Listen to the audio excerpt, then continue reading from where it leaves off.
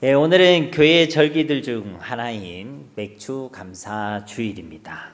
절기 이름에도 보면 감사라는 이 단어가 들어가 있듯이 이 맥주 감사절은 우리를 향하신 우리 하나님의 은혜를 깊이 묵상하고 또 그 하나님의 은혜에 합당한 감사를 회복하는 시간이 되어야 할 줄 믿습니다. 이 절기에 우리 가운데 감사가 회복되기를 소망합니다. 사랑하는 성도님 여러분, 여러분은 어떠십니까? 여러분은 감사하며 살아가고 계십니까? 어제도 많이 감사하셨고 오늘도 감사로 하루를 시작하고 계십니까? 오늘날 이 시대는요, 사실 감사를 잃어버린 시대라 할 수 있습니다. 그래서요, 사람들이 감사하지 않습니다. 감사할 일이 없다고 합니다. 그리고 실제로도요, 감사할 일이 없어 보이기도 합니다. 이 땅을 살아가는 것이요, 쉽지 않습니다. 힘들지요. 먹고 살아가는 것도 힘들고 사람들을 만나고 사람들과 관계를 맺어가는 것도 쉽지 않습니다. 이 땅을 가만히 보고 있어도요, 감사하기가 쉽지 않죠. 나라를 보면요, 감사가 잘 안 됩니다. 이 나라의 정치인들과 나라의 국정들을 볼 때도요, 감사하기가 쉽지 않죠. 또 국민들의 대표인 국회의원들이 상정하고 있는 여러 가지 악법들을 볼 때 더욱 그렇습니다. 정치만 그렇습니까? 경제는 또 어떻습니까? 물가는 계속 오르고 있죠. 서민 음식이라는 치킨도요, 이제는 그렇게 가격이 착하지 않습니다. 가까운 사람들을 봐도요, 감사할 일이 별로 없죠. 남편을 보고 감사하지 않습니다. 아내를 보고요, 감사하지 않습니다. 자녀를 보고도요, 감사하지 않습니다. 물론 감사할 때도 있습니다. 정확히 말씀드리자면요, 때로는 감사할 때도 있고 때로는 감사하지 못할 때도 있고 때로는 너무 고마울 때도 있고 때로는 원망하고 불평할 때도 있고. 그래서 어떻다는 것입니까? 남편이 있어서 감사하다는 것입니까? 감사하지 않다는 것입니까? 아내가 있어서 감사하다는 것입니까? 그렇지 않다는 것입니까? 하여튼요, 우리 마음이요, 이랬다 저랬다 하고 있다는 것입니다. 거기다 자기 자신의 모습을 봐도요, 감사하지 않습니다. 자신을 보면서요, 비관해하는 사람, 스스로 낙심해하는 사람, 아주 자존감이 낮은 사람들이 많이 있습니다. 그래서요, 감사하지 않습니다. 더 정확히 말하면요, 감사하지 못합니다. 원망과 불평, 낙심과 절망의 말들은 그렇게 많이 쏟아내어도요, 감사의 고백은 드리지 않는다는 것입니다. 그런데 이것은요, 이미 하나님의 말씀에서요, 예견된 일입니다. 시대가 악해지고 마지막 때가 가까울수록요, 그 특징은요, 감사하지 않는다는 것입니다. 로마서 1장 21절 말씀에 보면 하나님을 알 때 하나님을 영화롭게도 아니하며 감사하지도 아니하고 오히려 그 생각이 허망하여지며 미련한 마음이 어두워졌나니. 그러니까 이 악한 시대의 특징이 뭐냐면요, 하나님을 영화롭게도 하지 않지만요, 감사하지도 않는다는 거예요. 디모데후서 3장 1절과 2절 말씀에도 너는 이것을 알라, 말세에 고통하는 때가 이르러 사람들이 자기를 사랑하며 돈을 사랑하며 자랑하며 교만하며 비방하며 부모를 거역하며 뭐 안 한다고요? 감사하지 아니하며 거룩하지 아니하며. 마지막 때가 될수록 감사하지 않는다는 것입니다. 그럼에도 불구하고요, 하나님께서는 우리에게 무엇을 명령하셨습니까? 데살로니가 5장 18절 말씀에 보면 범사에 뭐 해라? 감사해라. 이것이 그리스도 예수 안에서 너희를 향하신 하나님의 뜻이니라. 범사에 감사하며 살아가는 것이 우리를 향하신 하나님의 뜻, 하나님의 소원인 줄 믿습니다. 감사하며 살아가라는 것입니다. 그러므로 사랑하는 성도님 여러분, 성도는요, 감사를 알고 진짜 감사하는 삶을 살아내어야 하는 자들이 되어야 할 줄 믿습니다. 오늘 이 맥주 감사절을 주시는 하나님의 말씀을 통해서요, 우리 가운데 이런 감사가 회복되어지기를 소망합니다. 오늘 이 설교의 제목처럼 하나님 앞에서 우리가 무엇을 감사해야 하는지 함께 고민하는 시간이 되기를 간절히 소망합니다. 오늘 우리가 봉독한 이 본문 말씀이 속한 신명기 16장에는요. 이스라엘의 3대 절기, 구약에서 말하는 3대 절기에 대한 말씀이 기록되어져 있죠. 사실은 이 16장을 다 읽어야 되는데 시간 관계상 7절에 대한 말씀을 읽었습니다. 3대 절기가 무엇이죠? 첫째는 유월절, 두 번째는 77절, 세 번째는 초막절입니다. 앞에 모범 학생이 계셔가지고 네. 그러니까 근데 이 중에 우리가 오늘 우리 맥주 감사주일인데요. 이 맥주 감사절과 관련돼 있는 절기는 무엇일까요? 77절입니다. 그러니까 우리가 본문을 77절 말씀을 읽었겠죠. 근데 우리가 앞서 제일 먼저 오는 절기는요, 이 6월절이란 절기입니다. 6월절이란 절기는 어떤 절기입니까? 우리가 알고 있다시피 이스라엘이 애굽에서 구원해 그 해방을 기념하는 날입니다. 출애굽한 그 사건, 애굽에 종되었던 그들이요, 하나님의 은혜로 이제 출애굽하게 된 자유와 구원을 얻게 된 바로 그 날을 기념하는 날이란 것입니다.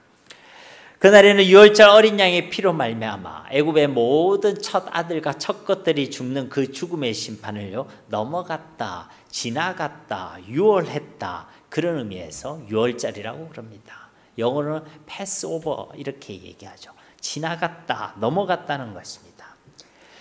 그리고 이스라엘은 바로 이 날이요 그들의 종교력이 시작되는 날입니다. 음력으로는요 1월 14일이죠. 이 6월절이 그들의 신앙의 출발점이라는 것입니다.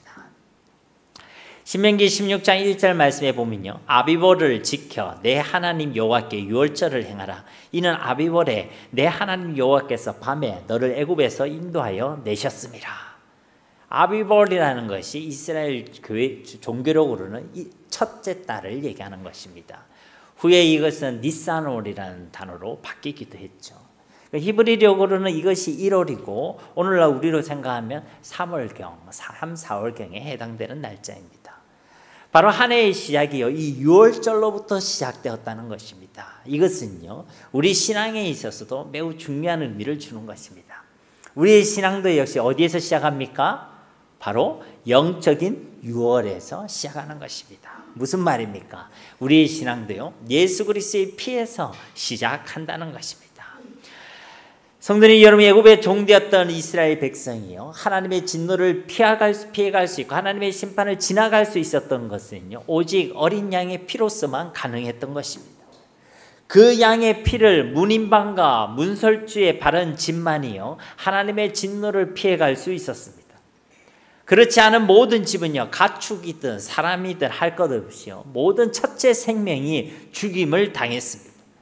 첫째가 죽었다는 것은요 나머지는 살아남았으니까 괜찮다 이런 의미가 아닙니다. 당시 첫째는요 모든 것의 대표의 의미를 가지고 있는 것이거든요. 우리가 하나님께 처음 것을 구별해 드리는 것은요 처음 것은 하나님의 것, 나머지는 내 거다 이런 말이 아니라는 것입니다.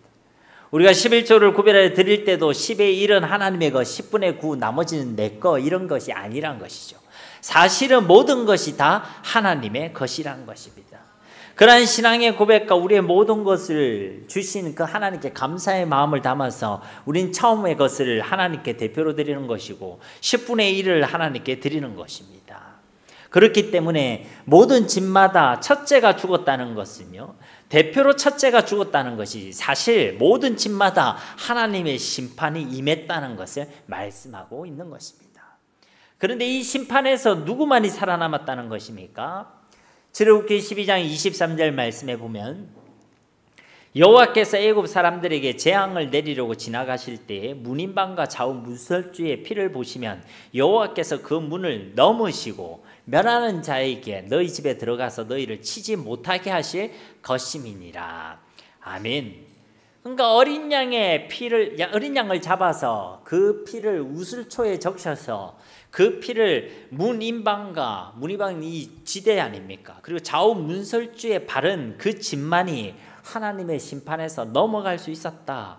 유월할 수 있었다. 그랬다는 것입니다. 즉 어린 양의 피를 바른 집만이 하나님의 심판으로서부터 벗어날 수 있었다. 구원받을 수 있었다는 것입니다. 이와 같이 죄와 사탄의 권세에 매여 종이 되었던 우리 모두도 이 모든 죄와 사탄의 권세에서 구원받고 해방되는 길은 오직 예수 그리스도밖에 없는 줄 믿습니다. 오직 우리를 위해 십자가에서 죽으시고 피 흘리신 유월절 어린 양 대신 예수 그리스도밖에 없다는 것입니다. 이 유월절 어린 양은 곧 예수 그리스도를 모형하는 줄 믿습니다. 고린도전서 5장 7절 말씀에도 너희는 누룩 없는 자인데 새 덩어리가 되기 위하여 묵은 누룩을 내버리라. 우리의 유월절 양 곧 그리스도께서 희생되셨느니라. 그러니까 이 유월절 어린 양은 누구를 가리킨다고요? 예수님을 가리킨다는 거예요. 결국 유월절 어린 양이 피를 바른 짓만이 하나님의 심판에서 벗어날 수 있었던 것처럼 우리가 구원받는 길도 유월절 어린 양 대신 저 십자가에 죽으시고 부활하신 예수 그리스도밖에 없다는 것입니다. 그래서요 말씀드린다는 것이죠. 마치 이 유대인이 이 유월절을 시작으로 그들의 종교가 시작되고 삶이 시작되고 신앙이 시작되는 것처럼 우리 역시도 우리의 모든 신앙과 신앙생활의 모든 것은 이 유월절 어린 양 대신 예수 그리스도를 우리의 구주로 믿고 영접하는 것에서 시작되는 줄 믿습니다. 이 유월절에 있는 이 달을 첫째 달로 정하신 것은요 유대인들이 아닙니다. 하나님이 그걸 명하신 거예요. 바로 우리의 신앙의 출발점이 바로 거기 있다는 것을 하나님께서 가르쳐 주신 것입니다. 이처럼 유월절이 예수 그리스도의 죽으심을 통한 구원을 의미한다라고 한다면 이 유월절과 함께 지키게 되는 무교절 그리고 그 무교절 절기 안에 있는 초실절은요 바로 우리의 부활의 첫 열매가 되신 예수 그리스도의 부활을 의미하는 줄 믿습니다. 이런 무교절이 어떤 절기입니까? 유월절이 있고 무교절인데 이 두 개는 같은 겁니까? 다른 겁니까? 아 그렇죠. 예. 같다고 생각하시는 분은 이게 항상 같이 지키기 때문에 그런 것입니다. 그런데요 사실은 유월절과 무교절이 다른 절기거든요. 유월절 다음 날부터 일주일 동안 누룩 없는 떡을 먹으며 지키는 그 고난의 주간이요 바로 이 무교절 기간입니다. 오늘 말씀 앞에 있는 신명기 16장 8절 말씀에 보면요 너는 여섯 동안은 무교병을 먹고 일곱째 날에 내 하나님 여호와 앞에 성회로 모이고 일하지 말지니라. 바로 이것이 무교절에 대한 말씀인 것이죠. 유월절 다음 날부터 6일 동안에 그리고 하루를 더해서 이 7일간 무교병을 먹으며 누룩 없는 빵을 먹으며 한 주간을 보내라는 것입니다. 이 절기가요 바로 무교절이죠. 그리고 이 무교절의 첫날에 해당되는 날 그러니까 유월절이 있고 그 다음 안식일이 오고 안식일 그 다음 날 바로 그날이요 초실절입니다. 초실절이에요. 레위기 23장 말씀에 보면요 이 초실절 지키라는 말씀이 있죠. 10절 말씀에 이스라엘 자손에게 말하여 이르되 너희는 내가 너희에게 주는 땅에 들어가서 너희의 곡물을 거둘 때에 너희의 곡물의 첫 이삭 한 단을 제사장에게로 가져갈 것이요. 그러니까 여기서 말하는 곡물의 첫 이삭 한 단, 첫 열매 이것을 한자로 뭐라고 합니까? 초실, 초실이라고 얘기하는 것이죠. 그 초실을 기념하라는 것입니다. 즉 이 초실절은 1년 중 그 첫 수확에 감사하며 그 첫 열매를 하나님께 드리는 것입니다. 그리고 이 초실절의 첫 열매는요 바로 우리의 부활의 첫 열매가 되시는 예수 그리스도의 부활을 의미하는 줄 믿습니다. 실제로 어린 양 대신 예수 그리스도께서는 유월절이 시작되는 그날에 십자가에서 죽으셨죠. 그리고 안식 후 첫날에 우리 예수 그리스도께서는 사망을 이기시고 무덤 가운데서 다시 살아나신 줄 믿습니다. 마태복음 28장 1절 말씀에 보면 안식일이 다 지나가고 안식 후 첫날이 되려는 새벽에 막달라 마리아와 다른 마리아가 무덤을 보려고 갔더니 그러니까 이 말씀은 막달라 마리아와 다른 마리아가 예수님의 부활을 목격하는 그런 장면의 말씀이죠. 그런데 예수님이 언제 부활하셨다고 말씀하고 있습니까? 안식 후 첫날에 바로 부활하셨다는 거예요. 이 날이 어떤 날입니까? 1년의 첫 열매를 하나님께 바치는 초실절입니다. 초실절. 그래서 말씀드리는 것이죠. 유월절은 어린 양이신 예수님의 죽음을 예표하는 것이고 이 초실절은 바로 우리의 부활의 첫 열매가 되시는 예수님의 부활을 예표하는 줄 믿습니다. 고린도전서 15장 20절 말씀에도 그러나 이제 그리스도께서 죽은 자 가운데서 다시 살아나사 잠자는 자들의 첫 열매가 되셨도다. 잠자는 자의 초실이 되어 주셨다. 누가 말입니까? 우리 예수님께서. 그러니까 이 초실절의 이 첫 열매는 십자가에서 죽으시고 부활하셔서 우리의 첫 열매가 되어 주신 바로 그 예수님을 예표한다는 것입니다. 그래서 사도 시대는요, 이 초실절을 기준으로 주님의 부활을 기념했습니다. 그런데요, 어떤 분들은 이 초실절과 맥추절을 혼동하는 사람들이 있습니다. 두 절기 모두 첫 열매를 하나님께 바치는 절기라는 점에서요, 비슷한 점이 있죠. 그리고 이 맥추절이라는 용어 때문에 생기는 혼란 때문에 그렇습니다. 여러분, 맥추절 할 때 맥이 무슨 맥입니까? 보리죠, 보리지. 근데 이 맥주가 아니라 맥추 이 감사절에 나오는 이 맥은요, 우리는 보리를 생각하게 만들잖아요. 그러니까 우리가 맥주도 생각할 수가 있고, 그런데 이 초실절에서 거둬들이는 거는요, 말 그대로 이 맥입니다. 맥, 보리라는 것이죠. 그런데 맥추절에서 거둬들이는 거는요, 보리가 아닙니다. 밀이에요, 밀. 이제 그 얘기를 제가 말씀드리려고 하는데, 그러니까 이 맥추절은요, 보리를 추수하는 것이 아니라 밀의 추수를 의미하는 것입니다. 출애굽기 23장 16절 말씀에 보면 맥추절을 지키라. 이는 네가 수고하여 밭에 뿌린 것의 첫 열매를 거둠이니라. 그러니까 여기서도요, 맥추절을 지키라고 말씀하고 있죠. 밭에 뿌린 것의 첫 열매를 거둠으로써 그것을 기념하고 감사하라는 것입니다. 근데 여기서 말하는 이 첫 열매는요, 보리를 수확하는 것이 아니라 밀을 수확하는 것을 의미한다는 거예요. 보리의 첫 수확을 기념하는 감사의 절기는 초실절인 것이고, 밀의 첫 수확을 기념하고 감사하는 절기는요, 맥추절입니다. 그래서 영어 성경에는요, 우리는 지금 이거 맥추절을 기념하라 이렇게 되어 있지만, 영어 성경에는 이거를 맥추절을 하지 않고 Feast of Harvest라고 얘기합니다. 즉 첫 열매의 수확절이라는 거예요. 첫 수확을 기뻐하는 잔칫날이라는 것입니다. 그러니까 수확을 기뻐하는 날이라는 것이지, 그것을 보리 추수를 얘기하는 것이 아니란 것입니다. 그리고 출애굽기 34장 22절 말씀에 보면요, 77절 곧 맥추의 초실절을 지키고 새말에는 수장절을 지키라, 이런 말씀이 있죠. 근데 이것을요, 새번역 성경과 쉬운 성경, 공동번역 성경을 보면 이 의미가 분명히 드러나 있습니다. 34장 22절 말씀을 보세요. 제가 새번역 성경을 읽어드리겠습니다. 너희는 밀을 처음 거두어 드릴 때에는 77절을 지키고, 밀을 처음 거두어 드린 걸 얘기하는 거예요. 쉬운 성경으로 보면 밀을 처음 거두어 드릴 때 77절을 지키라. 공동번역 성경에도 밀곡식을 처음 거두어 드릴 때 추수절을 지키라. 그러니까요, 초실절은 보리의 첫 수확을, 그리고 맥추의 초실절로 불리는 이 맥추절은요, 밀의 첫 수확을 기념하고 감사하는 절기라는 것입니다. 그런데 왜 이 날을 77절이라고 말하겠습니까? 이 맥추절의 시기를 계산하는 것에 관련되어 있는 것이죠.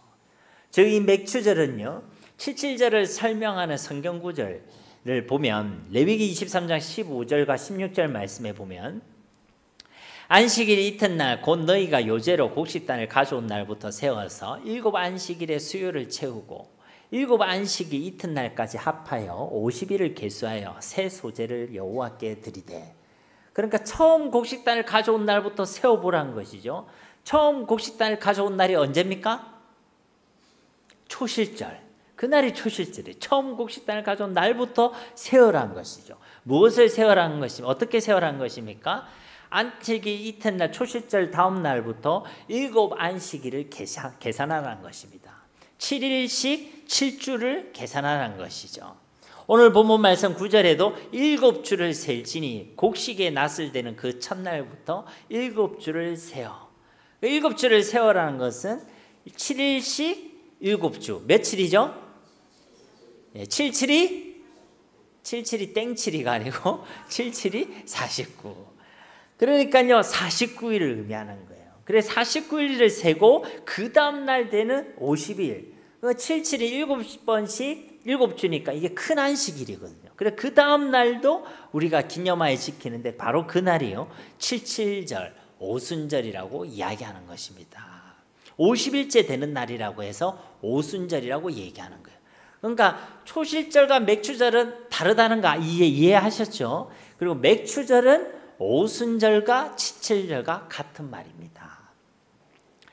이 이야기를 이제 왜 제가 이렇게 길게 했냐면 이 오순절 절기가 가지고 있는 영적인 의미가 있습니다. 그것은 바로요 성령 하나님의 임재입니다. 오순절의 의미는요 성령 하나님의 임재를 의미하는 거예요. 성령 하나님이 임재하는 그곳이 바로 교회고 성전인 줄 믿습니다. 그래서 이 오순절에서는요 성령 하나님이 임재함으로 교회가 시작되어졌어요. 교회가 시작되어졌습니다. 사도행전 2장 1절과 4절 말씀, 오순절 날이 이미 이름에 그들이 다 같이 한 곳에 모였더니 호련히 하늘로부터 급하고 강한 바람 같은 소리가 있어 그들이 앉은 온 집에 가득하며 마치 불의 혀처럼 갈라지는 것들이 그들에게 보여 각 사람 위에 하나씩 임하여 있더니 그들이 다 성령의 충만함을 받고 성령이 말하게 하심을 따라 다른 언어들로 말하기를 시작하니라. 아멘. 저 초실절에 부활하신 예수님께서는요 제자들과 며칠을 함께 있었죠? 40여일을 함께 계셨다가 승천하셨죠.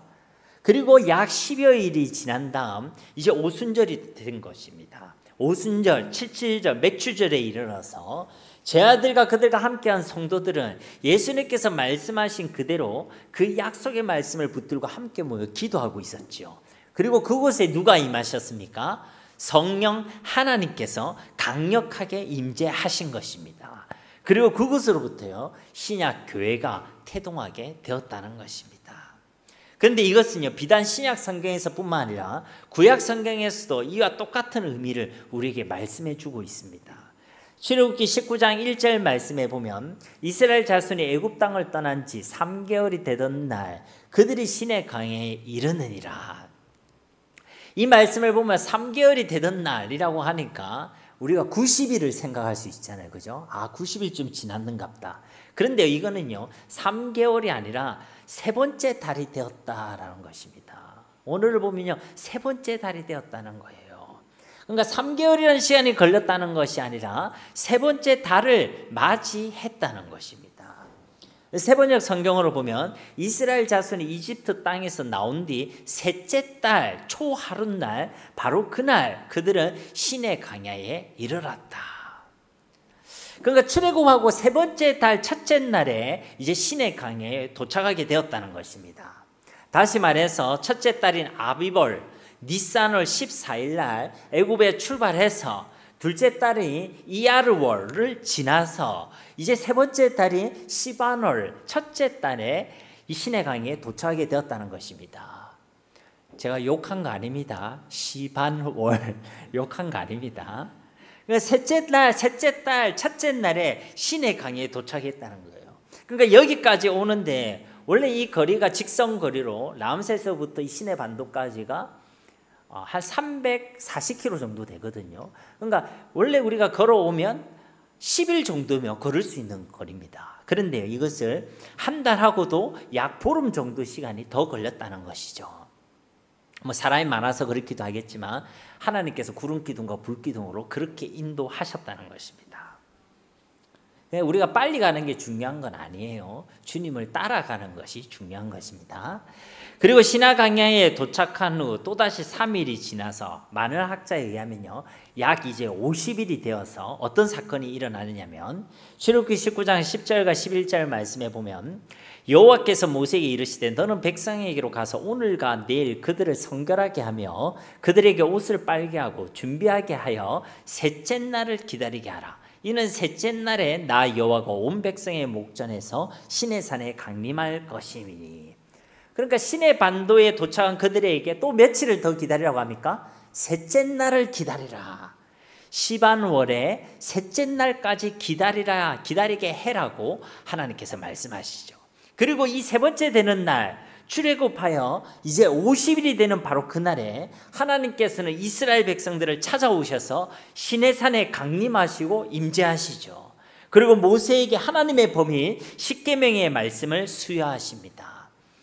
그래서 이 사건을 구약의 오순절 사건이라고 부르기도 한다는 것이죠.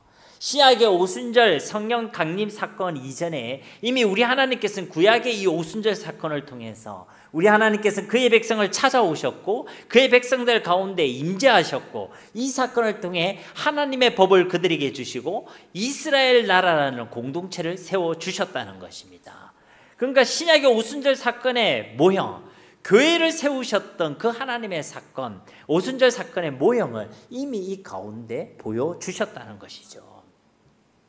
그리고 신약에서 성령으로 충만했던 스데반 집사는요, 이 광야에서 세워진 이 이스라엘 공동체를 그냥 나라다, 이스라엘 민족이다로 표현하지 않고 뭐라고 표현합니까? 광야 교회라고 표현합니다.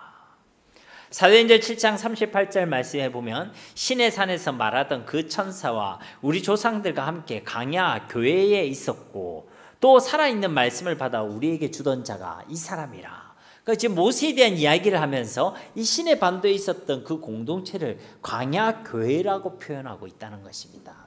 그래서요, 말씀드리는 것입니다. 맥추절 그리고 칠칠절 오순절의 이 영적 의미는요, 성령 하나님의 임재, 영적 공동체인 교회의 태동이라는 것입니다.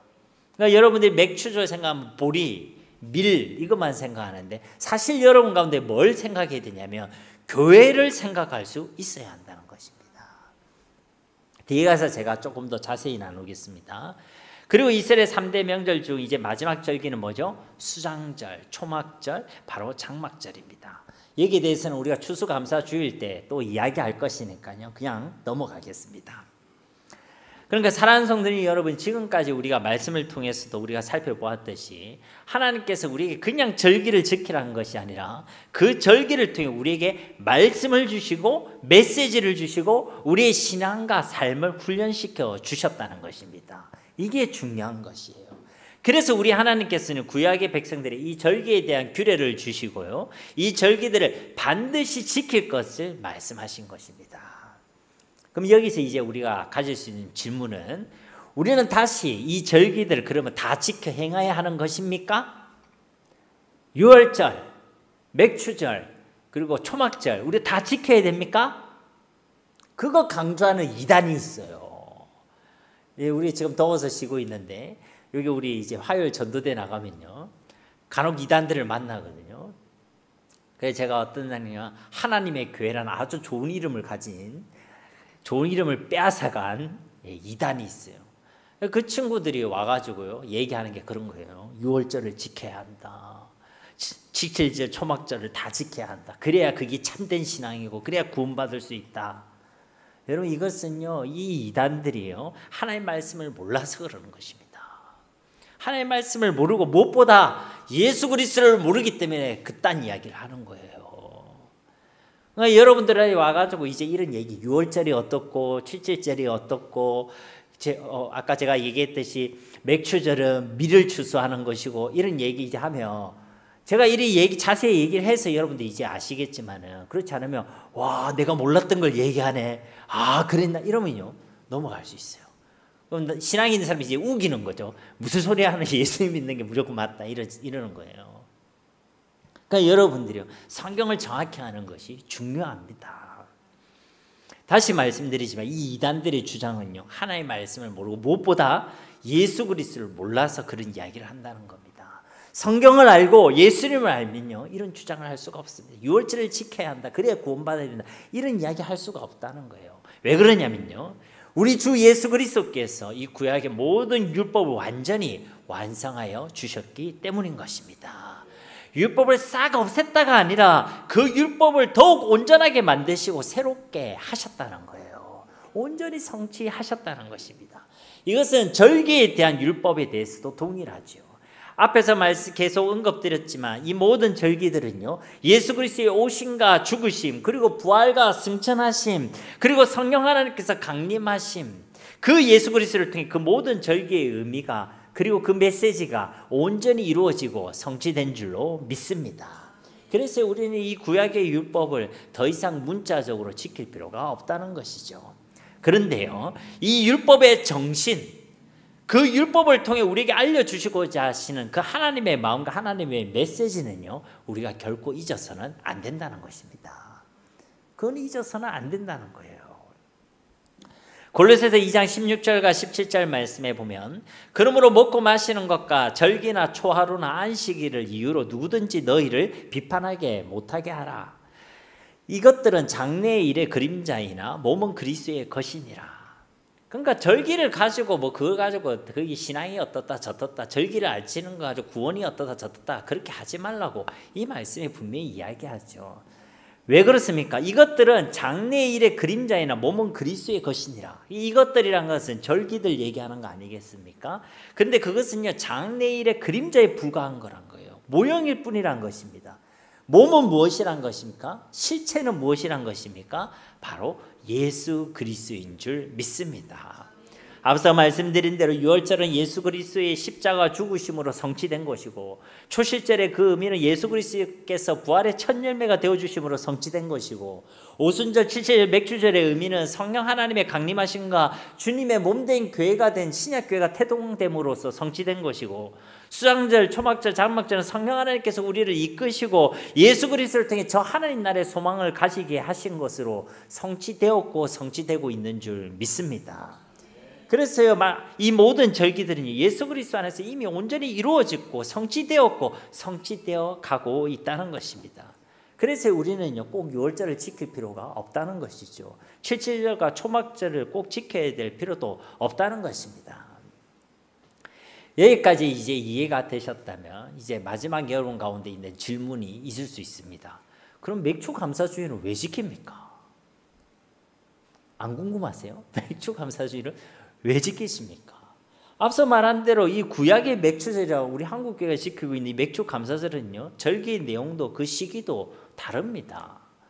우리가 그날을 생각해서 이 날을 지키고 있는 건 맞지만 그게 똑같지가 않아요. 시기도 다릅니다. 우리 맥주 감사절은 말 그대로 보리를 생각해서 6월달 보리 수확이 끝난 이 7월 첫째 주를 우리 맥주 감사주를 지키고 있잖아요. 성경이 말하고 있는 맥주는 아까도 말씀드린 미래 추수예요. 물론 이게 그걸 뭐라고 합니까? 우리가 생물에서 그 과, 종목 뭐 이런 거 있잖아요. 그런 거 나누면 물론 이게 우리가 알고 있는 보리 같은 경우에는 대맥이라고 그렇게 얘기하고, 밀을 얘기할 땐 소맥이라고 얘기하더라고요. 소맥은 소주와 맥주 아닙니다. 소맥이에요, 소맥. 네, 그래서 이 소맥을 밀이라고 얘기하더라고요. 그런 의미에서 볼 때는 맥이란 용어를 쓸 수는 있겠죠. 그런데요, 내용은 똑같지 않다는 거죠. 추수감사주일은 또 어떻습니까? 우리가 구약의 수장절, 초막절에서 장막절에서 비롯되었다고 얘기를 많이 듣는데요. 사실 그것과 상관없습니다. 추수감사주일은 미국의 청교도 신앙에서 전성된 절기에 가깝죠. 그런데 그 의미만큼은 기억하고 있다는 것이죠. 우리가 이 맥주 감사주일을 지키는 것은요 구약의 맥주절의 의미와 같이 한 해의 전반기 동안 하나님께서 베풀어 주신 그 모든 은혜에 감사하자는 것입니다. 그리고 그 모든 것을 하나님께서 주신 것임을 고백하자는 것이죠. 추수감사주일 역시도 구약의 수정절과 같이 한 해 동안 수확하게 하신 하나님, 특별히 후반기 동안에도 은혜를 베풀어 주신 그 하나님을 기념하여 감사의 고백을 하나님께 올려드리자는 것입니다. 즉 우리의 신앙과 큰 유익과 그리고 그 더 큰 도움을 주기 위해서 이 절기가 우리에게 주어졌다는 것입니다. 이것은 무엇을 생각해 보면 되느냐면요, 우리의 일반적인 기념일들을 한번 생각해 보세요. 5월 8일이 무슨 날이죠? 어버이날입니다. 이 날이 되면요 자녀들은 부모의 은혜와 사랑을 잠깐 기억합니다. 그리고 기념하죠. 그리고 감사의 고백을 부모에게 표현합니다. 그렇다고 이날만 그렇게 하면 되겠어요? 평소에도 그렇게 해야 되겠어요? 평소에도 그렇게 해야 되겠죠. 그러니까 여러분 부모가 계신 분들은 부모에게 평소에 꼭 그 사랑을 고백하시기 바랍니다. 저는요 그럴 수가 없어서 늘 5월 8일에 되면 마음이 좀 쓰리거든요. 그러니까 여러분들이 우리가 그런데 이 5월 8일 어버이날을 제정함으로써요 그날만이라도 부모의 사랑과 은혜를 기억하게끔 한다는 것입니다. 도움이 돼요, 안 돼요? 그날 되면 여러분들도 자녀들이 용돈도 좀 받죠? 도움이 돼요, 안 돼요? 도움이 되는 거죠. 강북절은 또 어떻습니까? 우리가 365일 우리가 이 날을 생각하며 이 날을 위해 기도해야 되겠지만 특별히 이 날을 정하고 그러면 그 날에만큼은 이 날을 더욱 생각하지 않겠습니까? 힘이 없는 나라가 어떤 수탈을 당하고 어떤 어려움을 겪는지를 다시 한번 생각해 볼 수 있고, 이 나라의 독립을 위해 희생한 순국 선열과 이 나라를 베푸신 그 하나님의 은혜를 생각해 볼 수 있다는 것입니다. 그런 시간이 필요하다는 것이고, 그것이 우리에게 유익이 되기 때문에 이런 절기를 만든다는 것이죠. 놀러 가라고 만든 날 아닙니다. 놀러 가라고 만든 날이 아니라는 것이죠. 하나님께서 주신 절기도요, 다 그렇습니다. 성탄절, 그날 예수님이 태어나신 날입니까? 아니죠. 그러나 우리가 그날을 정해서 기념하는 것이죠. 우리를 사랑하셔서 창조주신 그분이 이 땅에 피조물인 사람으로 이 땅에 오셨다. 그 하나님의 놀라운 사랑을 우리가 그날을 통해서 기억하는 것입니다. 사실은요, 매일 성탄이 돼야 되는 거예요. 그러나 그날을 우리가 기념하는 것입니다. 부활절은 어떻습니까? 부활절은 그날이 딱 예수님 부활하신 날입니까? 초기에는 그렇게 지켰죠. 초실절을 중심으로 부활절을 지켰지만 지금은 그렇지 않습니다. 그렇지만 우리는 그날을 통해서 부활하신 주님을 기념하는 것이죠. 우리의 신앙이 살아있고 참되다는 것을 다시 한번 생각하고, 부활하신 주님이 나와 함께 계시다는 것을 가지고 그 승리의 기쁨을 함께 누리는 시간이 되는 것입니다. 어떻습니까? 우리에게 유익이 되지요. 우리 신앙이 유익이 되는 것입니다. 그래서요, 그 절기를 우리가 지켜나가는 것입니다. 오늘 이 맥주 감사주일도요, 똑같은 것이죠. 그래서 이 맥주 감사주일을 통해서 우리가 함께 기억하고요, 우리가 함께 나누었으면 하는 것이 있습니다. 그것은 무엇이냐면 오늘 설교의 제목처럼 하나님 앞에서 감사하는 신앙입니다. 앞서 말씀드린 맥주 감사주일의 핵심 키워드는요, 바로 감사입니다. 이 날을 통해 저와 여러분 가운데 감사가 회복되어야 될 줄로 믿습니다. 그러면 우리는요, 무엇에 감사해야 되겠습니까? 우리는 무엇에 감사해야 되겠습니까? 우리는 어떤 감사를 통해서 하나님 앞에 감사하는 신앙을 가질 수 있겠습니까? 그 첫 번째로 우리가 마땅히 감사해야 될 것은요, 우리를 구원해 주신 하나님의 은혜에 감사해야 될 줄 믿습니다. 하나님 우리에게 베풀으신 그 영적인 은혜와 축복에 대해서 감사할 수 있어야 되는 것입니다. 오늘 본문 말씀 12절 말씀 우리 함께 다시 한번 봉독해 보겠습니다. 너는 애굽에 종되었던 것을 기억하고 이 규례를 지켜 행할지니라. 아멘. 맥주 감사절을 지키는데 제일 중요한 거는요, 너희가 애굽에 종되었던 것을 기억하는 것입니다. 이것은요, 다른 절기에서도 똑같이 강조하고 있는 거예요. 그러니까 이전에 우리는 이들은 애굽의 종되었던 것뿐이지만 우리는 애굽의 종 정도가 아니라 사탄의 종들이었어요. 죄와 사망의 노예가 되었던 자들입니다. 죄가 끌고 가면 우리는 그 죄를 따라갈 수밖에 없는 자였어요. 살아 있어도 죽은 자들이었고 죽음 뒤에도 영원한 멸망과 지옥 심판을 받을 수밖에 없는 자들이었습니다. 그런 우리를요, 하나님께서 구원해 주셨습니다. 그런 우리를 하나님께서 사랑해 주셨어요. 아무런 자격이 없는데 돌아서면 우리 입에는 죄가 나오고, 돌아서면 우리의 생각 속엔 죄가 품어지고, 돌아서면 우리의 마음속엔 죄가 뿜어지고 있는데, 그런 우리를요, 하나님께서 우리를 사랑해 주셨다는 거예요. 그리고 우리의 노력과 어떤 수주가 어떤 공로와 어떤 어려움과 상관없이 하나님의 은혜로 하나님께서 친히 유월절 어린 양이 되어주셔서 저 십자가에 죽으시고 부활하신 예수 그리스도를 통해서 저와 여러분을 하나님의 자녀로 삼아주신 줄로 믿습니다. 이것을 우리는 반드시 기억해야 하는 것이에요. 맥주 감사절을 통해서요, 하나님께서는 애굽에 종되었던 것을 기억해라고 말씀하고 계십니다. 그 구원의 은혜를 잊지 말라는 것이에요. 개구리 무슨 시절 모른다고요? 올챙이 시절 모른다고. 우리가 어디에서 구원을 받았는데, 어떤 사랑을 받고 구원을 받았는데 그거 잊고 살아가지 말라는 것입니다. 이 절기를 통해서 꼭 기억하라고 말씀하고 있는 줄 믿습니다. 하나님의 그 은혜, 하나님의 그 사랑, 하나님 베푸신 그 영적인 축복을요, 우리는 기억해라는 것입니다. 그리고 이것이 우리가 일평생 범사에 하나님께 감사할 수 있는 이유와 근거가 되는 줄 믿습니다.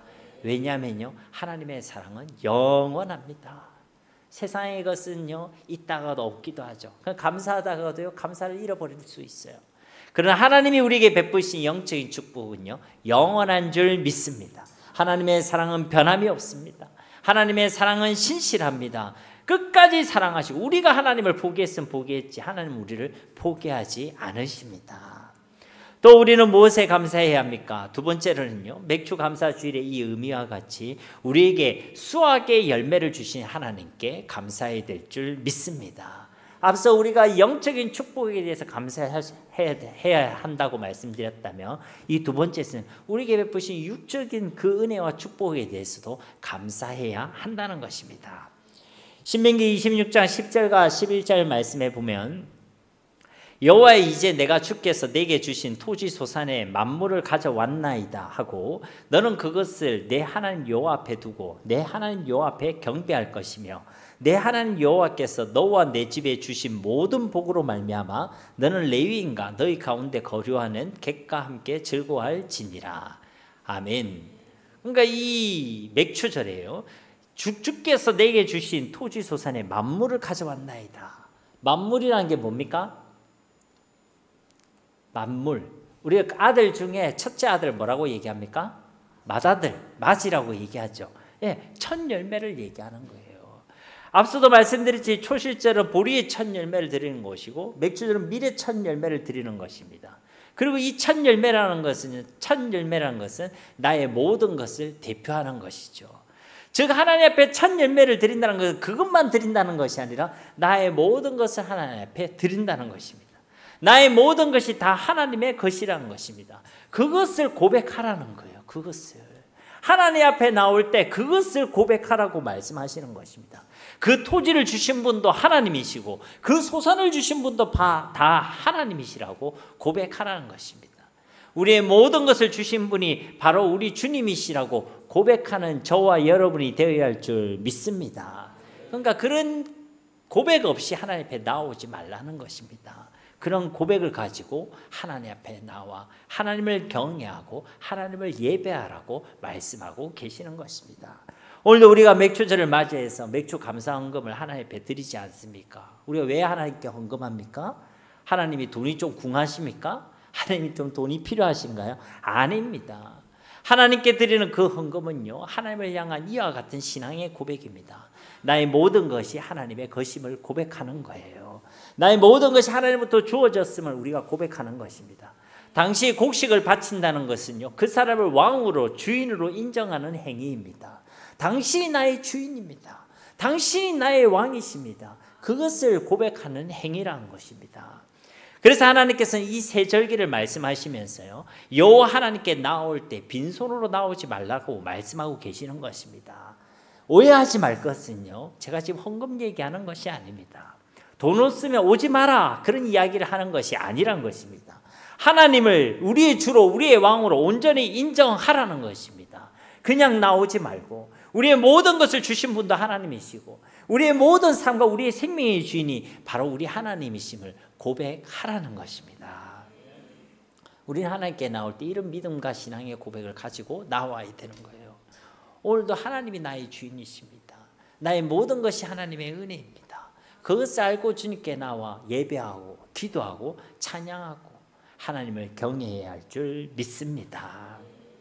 그래서 하나님께서는 이 곡식을 바칠 때요, 만약 하나님이 곳간에 돈이 부족한 것이면 무조건 많이 바쳐라, 무조건 크게 바쳐라, 그렇게 얘기하시겠죠. 근데 하나님께 뭐라고 얘기하십니까? 최소한 이만큼은 바쳐라, 이렇게 얘기하시는 것이 아니라 자원하는 마음대로 각각의 형편에 따라 하나님께 힘써 드리라고 말씀하고 계시는 것입니다. 오늘 말씀 10절 말씀을 보십시오. 내 하나님 여호와 앞에 칠칠절을 지키되 내 하나님 여호와께서 내게 복을 주신 대로 내 힘을 헤아려 자원하는 예물을 드리고, 자원하는 예물을 드리고. 그러니까 우리가 이 맥주 감사 주일에는요, 맥주의 수확을 주신 그 하나님께 이런 분명한 믿음의 고백을 드려야 할 줄 믿습니다. 고린도전서 15장 10절 말씀에도 보면 바울이 뭐라고 해야 합니까? 나의 나된 것은 모두 다 하나님의 은혜다. 우리가 가지고 있는 건강, 가정, 삶, 직장, 사람, 그리고 나의 재능과 나의 은사, 그거 다 내 것이나 우연으로 주어진 것이 아닙니다. 하나님의 것이고 하나님께서 우리에게 주신 것인 줄로 믿습니다. 어떤 사람은요, 자꾸만 나에게 없는 것, 나에게 부족한 것에만 주목하는 사람들이 있습니다. 나는 이것도 없고 이것도 부족하고 나는 이것도 안 되고, 그런 사람은요, 일평생이 불행합니다. 그리고요, 감사할 수 없습니다. 하나님께서 주신 것을 생각해야죠. 없는 것을 생각하는 것이 아니라 하나님께서 내게 주신 것, 내게도 주셨고 내게만 주신 것에 주목할 수 있는 지혜가 있어야 될 줄 믿습니다. 그것이 은혜고 그것이 지혜고 그것이 자족의 능력인 줄 믿습니다. 그런 사람은요, 자족하며 살아가는 것이고 감사할 수 있는 것이고 행복한 인생을 살아갈 수 있는 것입니다. 사랑하는 성도님 여러분, 우리의 오늘은요, 그냥 주어진 것이 아닙니다. 우리의 노력으로만 주어진 것도 아닙니다. 하나님께서 주신 하나님의 은혜인 줄 믿습니다. 그것을 아는 사람은요, 내게는 감사할 것이 없다, 이 시대에는 감사할 것이 없다, 그렇게 말하지 않습니다. 저명한 찬양 사역자 중에 송경민 목사님이란 분이 계십니다. 아십니까? 그분이 지었던 찬양의 제목 중에 감사란 찬양이 있어요. 그 감사란 찬양의 가사가 이렇습니다. 제가 읽어드리겠습니다. 오늘 숨을 쉬는 것 감사, 나를 구원하신 것 감사, 내 뜻대로 안 돼도 주가 인도하신 모든 것 감사, 내게 주신 모든 것 감사, 때론 가져가심도 감사, 내게 고난 주셔서 주 뜻 알게 하신 모든 것 감사, 항상 주 안에 있음도 감사, 참된 소망을 주심도 감사, 나 같은 사람도 자녀 삼아 주신 것 모든 것 감사, 주님 감사해요, 주님 감사해요, 내가 여기까지 온 것도 은혜입니다. 주님 감사해요, 주님 감사해요, 나를 사랑하신 주 사랑 감사합니다. 그러니까 나의 모든 일상과 모든 것이요 다 감사거리라는 거예요. 내게 주신 것도 감사고 내게서 가져가신 것도 감사고 나를 채워주신 것도 감사고 내게 부족한 것도 감사고, 이런 감사의 고백, 이런 믿음의 고백이 저와 여러분의 삶의 고백이 되어지기를 주님의 이름으로 축복합니다. 마지막으로 우리가 세 번째로 감사해야 될 제목은요, 교회와 영적 공동체를 주심에 감사하시기 바랍니다. 앞서 말씀드린 대로 이 맥추절의 또 다른 이름, 이 칠칠절 오순절 절기의 영적 의미는 무엇이라 했습니까? 성령 하나님의 임재, 영적 공동체인 교회의 태동이라고 말씀드렸습니다. 즉 구약의 오순절 맥추절을 통해서 우리 하나님께서 광야 교회를 세우셨고, 또 신약의 오순절 맥추절을 통해서 우리 하나님께서 신약 교회를 세우셨죠. 그래서 우리는 이 맥추주일에 우리의 모든 관심도 이 영적 가족 공동체, 바로 교회에 있어야 될 줄 믿습니다. 그리고요, 바로 이것이 우리의 감사의 제목이란 것입니다. 혼자면 어쩔 뻔했습니까? 이 광야 같은 세상에 예수 믿는 사람이 나밖에 없다, 아무도 나를 위해 기도해 줄 사람이 없다, 함께 찬양하고 함께 예배하고 함께 교제할 사람이 아무도 없다, 그러면요 얼마나 힘들고 어렵고 외롭고 쓸쓸하겠습니까? 그러므로 사랑하는 성도님 여러분, 우리를 위해 기도해 줄 사람이 있다는 거, 우리에게 기도 제목을 함께 나눌 사람이 있다는 거, 우리가 받은 그 영적 은혜를 함께 나눌 수 있는 그 사람이 있다는 것에 감사하시기 바랍니다. 이런 공동체를 주신 것에 감사하시고, 우리 세계를 교회를 주신 것에 감사하시고, 셀 목장 가족을 주심에 진짜 감사하시기 바랍니다. 이게 우리에게 감사의 제목입니다. 어느 날 갑자기 이 세계를 교회가 이곳에 선 것이 아닙니다. 이전에 은퇴하신 우리 선병선 목사님을 시작으로 여러 성도님들이 이 교회를 위해 기도하시고 그 믿음과 기도의 터 위에 하나님께서 이 교회를 세워가신 줄로 믿습니다. 그리고 이제 또 이 교회에 하나님께서 좋은 만남과 시간들 허락하셔서 우리가 함께 이곳에서 교제하고 하나님을 예배하고 하나님을 찬양할 수 있는 것, 이것이 바로 우리에게 주신 하나님의 은혜인 줄 믿습니다. 이런 교회를 주신 거 감사해요, 안 감사해요? 별로 안 감사합니까? 이런 공동체를 주신 거 감사해요, 안 감사해요? 감사하죠. 우리 옆 사람께 한번 이리 인사해 봅시다. 당신을 만나서 감사합니다. 네, 저도요 여러분을 만나서 너무너무 감사합니다. 그리고 동시에 우리가 감사해야 될 것은 우리 한 사람 한 사람을 교회로 불러주시고 교회로 삼아주신 것에 감사하시기 바랍니다. 오늘날 교회는요 단순한 건물이 아닙니다. 바로 우리가 교회인 줄 믿습니다. 우리 속에 성령 하나님께서 함께 계시기 때문에 그런 것입니다. 하나님께서 가장 큰 관심을 가진 공동체가요 교회입니다. 하나님께서 하나님의 선한 뜻대로 사용하시는 공동체도요, 교회입니다. 음부의 권세가 이기지 못하고 사탄의 권세를 무너뜨릴 수 있는 유일한 공동체도 바로 교회입니다. 근데 그 교회가 누구라고요? 바로 우리가 그런 교회라는 것입니다. 우리를 그런 교회로 삼아주신 하나님께 감사하시기 바랍니다. 그리고요, 이 교회로서의 사명을 우리는 기억하면서 감당이 될 줄 믿습니다. 그래서 이 맥추절에는요, 여러분들이 교회를 생각할 수 있어야 돼요. 이런 교회와 이런 공동체를 주신 것에 감사하고, 또 교회로서 불러주신 하나님께 감사하고, 또 교회로 불러주셔서 내게 맡기신 사명에 대해서 생각할 수 있어야 한다는 것입니다. 교회는요, 생명의 공동체입니다. 사람을 살리고 사람을 변화시키고 사람을 세워나가는 공동체가 교회인 줄 믿습니다. 그 생명을 하나님은 아무에게나 맡기지 않죠. 바로 교회에게 맡기신다는 것입니다. 저와 여러분에게 이러한 놀라운 사명과 영광스러운 사명을 맡겨주신 줄 믿습니다. 그것이요, 우리에게 감사의 제목이라는 것입니다. 그러므로 이 맥주 감사주의를 보내면서 이런 감사들이 회복되어지기를 소망합니다. 첫째는 우리를 구원해 주신 것에 대해서 감사하시고, 또 우리에게 수확의 열매를 주신 것에 대해서 감사하시고, 우리에게 교회라는 공동체를 주시고 교회로 삼아 주심에 감사하시기 바랍니다. 이러한 감사가 우리 가운데 회복되어지고 일평생 이 세 가지 감사가 신실히 고백되어지기를 우리 주 예수님의 이름으로 간절히 축원드립니다.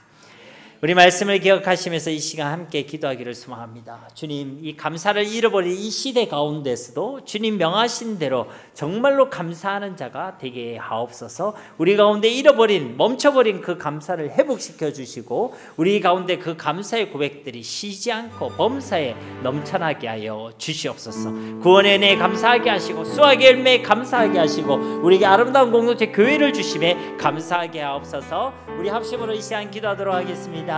살아계신 아버지 하나님 감사합니다.